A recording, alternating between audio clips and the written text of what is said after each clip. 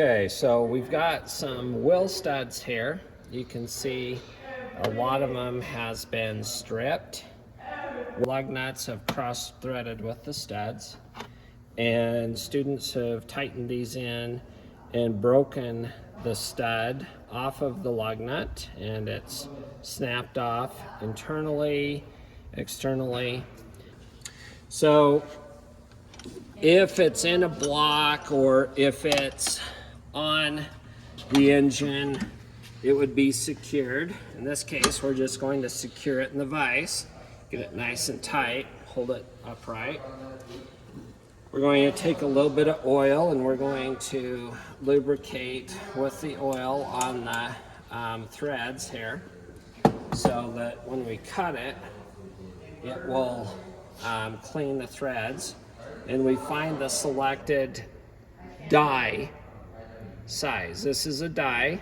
We simply make sure that it's straight up and down, and we just gently start it until it comes in contact with the threads, and then we're just going to gently thread it down as straight as possible, and it will kind of jar back and forth. But as we do this, we're trying to clean the threads. If you need to put a little bit of oil in there, you can, to help lubricate it so that it will clean the threads correctly on the stud. So what we're doing is we're just going through trying to re-clean with this die, basically rechasing the threads. You can see it's getting easier to turn the farther we go down, because it's directly in the threads, and then we'll come back up again and we'll try to clean those top threads off the best we can.